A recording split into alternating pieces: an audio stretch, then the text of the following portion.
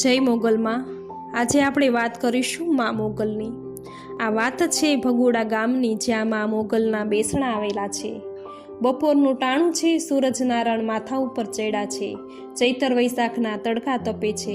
એવા ટાણે 18 વર્ષની રાજપૂતની દીકરી, જેનું નામ છે સુજાનબા, ગામની સીમમાં એના બાપુને ભાત દેવા હાલી છે। એ રાજપૂતની દીકરી છે એટલે એને એની મર્યાદાનું ભાન હોય એ સ્વાભાવિક છે।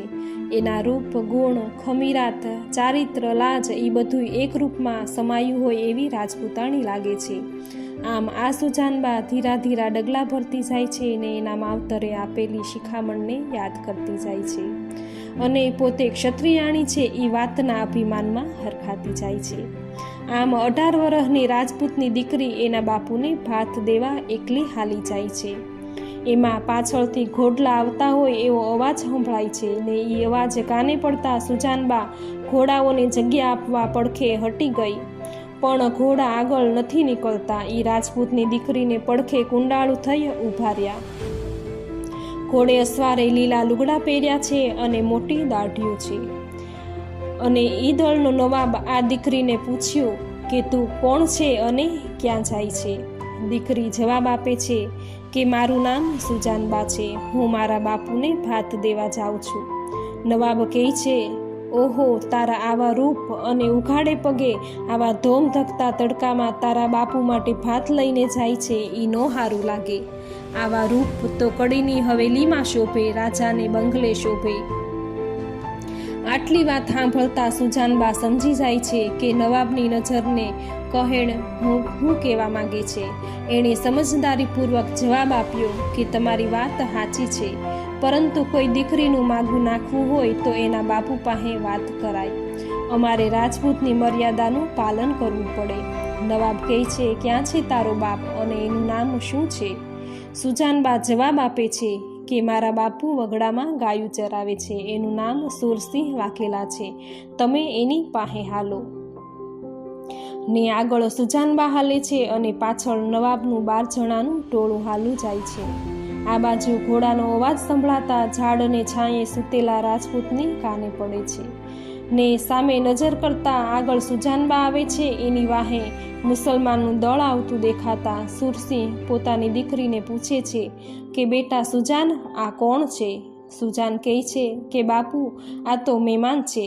સુરસિંહ એની દીકરીને કહે છે કે બેટા, આવા મહેમાન? સુજાન બા જવાબ આપે છે કે હા બાપુ, આપણા રાજપૂતને કોગદી આવા મહેમાન હોય। સુરસિંહ કહે છે, બેટા, આ મહેમાન જોધપુરના રાજાને પોસાય, હું સુરસિંહ વાઘેલા છું, એ મને ન પોસાય। એ જોધાને અકબરને પોસાય। જો મારી દીકરી કડીના બાદશાહને ત્યાં હોય તો મારું રાજપૂતાણું લાજે। સુજાનબા કહે છે, પણ બાપુ, લગ્ન તો દેવા જ પડશે।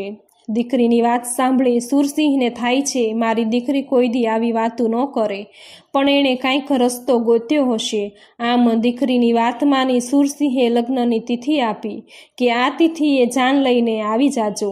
આમ અહીંથી બાદશાહનો દળ કડી જવા રવાના થયો અને બાપ દીકરી પોતાના ઘેરે પોગે છે।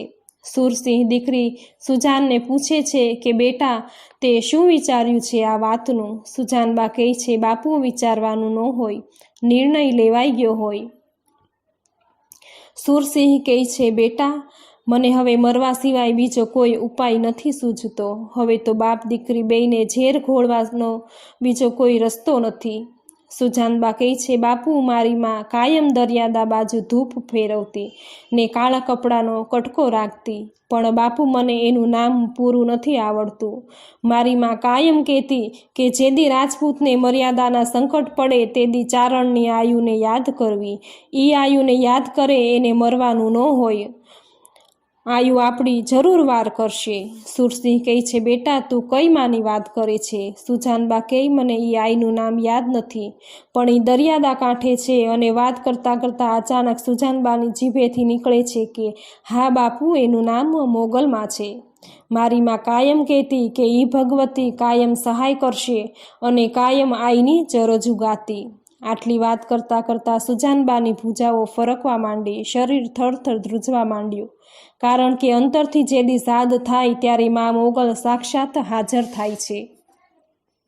આમ રાજપૂતની દીકરીના અંતરના સાદ સાંભળી મા મોગલ ઓખાથી રવાના થયા અને પલભરમાં કડીના બાદશાહને ત્યાં પહોંચ્યા.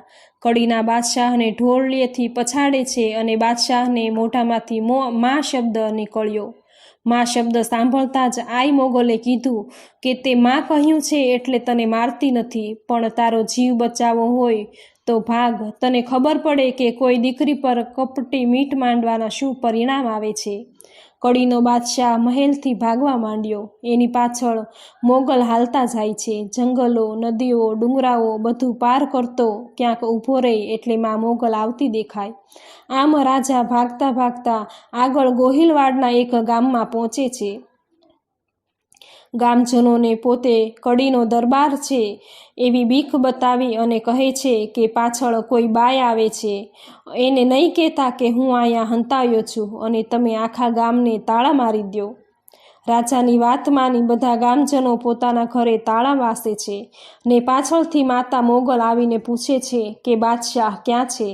તો ગામજનો ના પાડે છે કે અહીં કોઈ નથી આવ્યું. પણ માતાજી તો બધું જાણતા હતા. એ એક પછી એક બંધ તાળાને દરવાજા ખોલતા જાય છે ને બાદશાહ જે ઘરમાં સંતાયા છે એનું તાળું સૌથી છેલ્લે ખોલે છે. બાદશાહ પગે પડી મા મોગલની માફી માંગે છે અને બીજી વાર આવી ભૂલ નહીં કરે એવું વચન આપે છે. મા શબ્દ સાંભળી મા મોગલ માફ કરી જવા દે છે. બાદશાહના ગયા પછી માતાજી ગામમાં ઊભા છે. આઈનું રૂપ ફરી ગયું છે. પૂજાઓ ફરકે છે. આખા ગામને ભેગું કરી આઈ કહે છે કે આજ પછી આ ગામને કોઈ તાળું નહીં વાસે. આઈની વાત સાંભળી ગામજનો કહે છે કે માં, તાળા નહીં મરાય તો અમારા માલ સમાલની રક્ષા કોણ કરશે? આઈ કહે છે કે તાળા તો નથી મારવાના, પણ કોઈએ દરવાજા પણ આજથી બંધ નથી કરવાના. તમારા ઘરની રખેવાળી હું કરીશ એ મારું વચન છે. અને જો કોઈ તમારા સામાનની ચોરી કરશે તો એની આંખોમાં હું અંધારા કરી દઈશ. એ તમને મારું વચન આપું છું. અને આજ પછી આ ગામનું નામ ભગુડા રહેશે, કારણ કે કડીનો બાદશાહ ભાગીને અહીં આવ્યો છે. આ બાદશાહ ભાગેડું કહેવાયો એટલે આ ગામનું નામ ભગુડા રહેશે. તમારી રક્ષા કરવા હું કાયમ અહીં બેઠી છું. ત્યારથી આઈ મા મોગલ ભગુડા બિરાજે છે. ભાવનગર જિલ્લાના મહુવા તાલુકા પાસે આ ભગુડા ગામમાં આઈ મોગલનું ભવ્ય મંદિર છે, જ્યાં આજે પણ મા મોગલ હાજરા હજુર છે. અહીં ભક્તો અપાર શ્રદ્ધા સાથે માતાજીના દર્શનાર્થે આવે છે અને માતાજી દરેક ભક્તોની મનોકામના પૂર્ણ કરે છે. અહીં માતાજીને લાપસીનો પ્રસાદ ધરાવાય છે અને શણગાર અર્પણ કરવામાં આવે છે. એક માન્યતા મુજબ લાપસીનો પ્રસાદ આરોગવાથી તમામ મનોકામના પૂર્ણ થાય છે. જેમને શેર માટેની ખોટ હોય તે ભક્તો માતાજીની બાધા રાખે છે અને ભક્તોને ત્યાં જરૂર પારણું બંધાય છે. આમ પારણું બંધાયા પછી બાળકનો ફોટો માતાજીને અર્પણ કરી મંદિરની દિવાલ પર ટીંગાડવામાં આવે છે.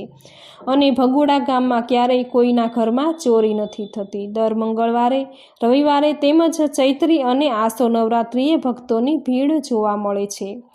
મા મોગલ સૌની રખેવાળી કરે એ કામના સાથે આ વાતને વિરામ આપું છું.